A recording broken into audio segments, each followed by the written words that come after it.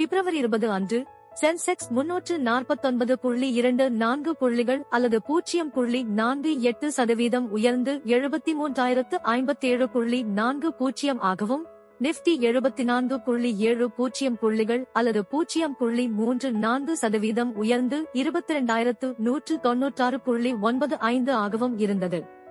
வர்த்தகம் செய்யப்பட்ட 2,646 பங்குகளில் சுமார் 1,225 பங்குகள் உயர்ந்தன, 1,290 பங்குகள் சரிந்தன, 101 பங்குகளில் எந்த மாற்றமும் இல்லை. Top 5 gainers are Power Grid, HDFC Bank, Axis Bank, NTPC, Kotak bank.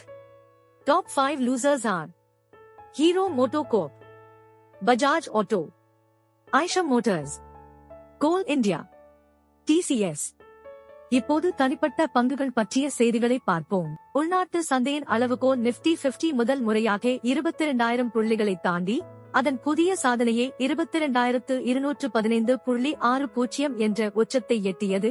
பிப்ரவரி 20 செவ்வாய்க்கிழமை இன்றாடே வர்த்தகத்தில் HDFC பேங்க், ஆக்சிஸ் பேங்க் மற்றும் பவர் கிரிட் பங்குகள் அதிக பங்களிப்பாளர்களில் அடங்கும்.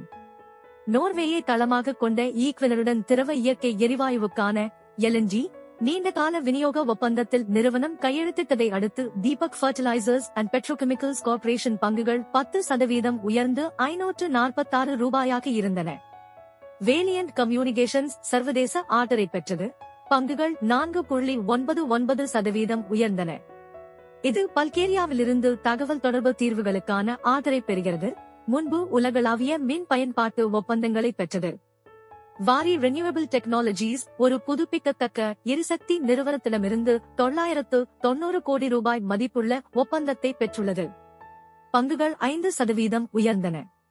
அயோத்தியில் திட்டத்திற்காக ஈசிமெட்ரிப், ஜீவானி குழுமம் ரேடிசன் ஹோட்டல் குழுமத்துடன் கூட்டு சேர்ந்துள்ளது.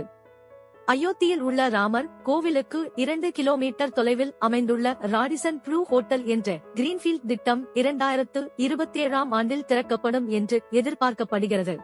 மரிக்கோ 2023 முதல் 24 வரை நிதியாண்டில் பிப்ரவரி 27 அன்று இரண்டாவது இடைக்கால ஈவுத்தொகையை நிறுவனம் கருத்தில் கொண்ட பின்னர் மரிக்கோவின் பங்குகள் 1.91% அதிகரித்தன.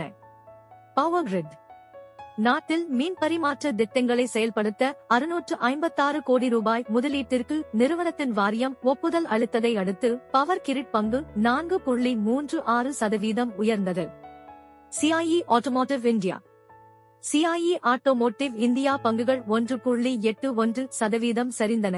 டிசம்பர் காலாண்டில் நிகர லாபம் 9.1% சரிந்து ₹177 கோடி இருந்தது. ஜி என்டர்டெயின்மெண்ட் மெகா இணைப்பு ஒப்பந்தத்தை புதுப்பிப்பதற்கான மற்றொரு முயற்சியில் ஜி மற்றும் சோனி செயல்படுவதாக வெளியான தகவல்களுக்கு பிறகு ஜி என்டர்டெயின்மெண்ட் பங்கு 6.67% உயர்ந்தது.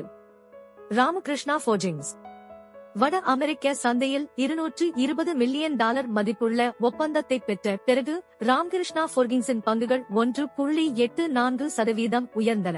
HDFC பேங்க் உலகளாவிய தரகு நிறுவனமான சிட்டி செக்யூரிட்டீஸ் HDFC வங்கிக்கு ₹2,050 இலக்கு விலையுடன் பை கால் மதிப்பீட்டை வழங்கியதை அடுத்து HDFC வங்கி பங்கு 2.53% உயர்ந்தது. கோட்டக் மஹிந்திரா பேங்க் கோட்டக் மஹிந்திரா வங்கி தனது மூத்த நிர்வாக குழுவில் முக்கிய மாற்றங்களை அறிவித்ததை அடுத்து அதன் பங்குகள் 2.04% உயர்ந்தன. KVS மணியன் மார்ச் 1, 2024 முதல் வங்கியின் இணை நிர்வாக இயக்குநராக மீண்டும் நியமிக்கப்பட்டுள்ளார். தற்போது அவர் முழுநேர இயக்குநராகவும் முக்கிய நிர்வாக பணியாளராகவும் பணியாற்றி வருகிறார். ஃபெடரல் பேங்க் கோட்டக் மஹிந்திரா வங்கி இணை நிர்வாக இயக்குநராக KVS மணியனை மீண்டும் நியமித்ததை தொடர்ந்து ஃபெடரல் வங்கி பங்குகள் 5% சரிந்தன. ஃபெடரல் வங்கி ஷியாம் சீனிவாசனுக்கு பிறகு வங்கியின் MD மற்றும் தலைமை நிர்வாக அதிகாரியாக மணியனை தேர்வு செய்ததாக கூறப்படுகிறது. ஜாகல் ப்ரீபெய்ட் 3 ஆண்டுகளுக்கு EC3 பிளானர்ஸ் லிமிடெட் உடன் ஒப்பந்தம் செய்துள்ளதாக நிறுவனம் அறிவித்ததை அடுத்து ஜாகல் ப்ரீபெய்ட் ஓஷன் சர்வீசஸின் பங்குகள் 13.52% உயர்ந்தன. வேர்ல்பூல் இந்தியா வேர்ல்பூல் இந்தியாவின் 4039 கோடி ரூபாய் மதிப்புள்ள 3.2 கோடி பங்குகள் அல்லது 24.7% பங்குகள், ஒரு பங்குக்கு சராசரியாக 1280 ரூபாய் என்ற அளவில் கையகப்படுத்தப்பட்ட பின்னர் வேர்ல்பூல் இந்தியாவின் பங்கு 3.67% சரிந்தது.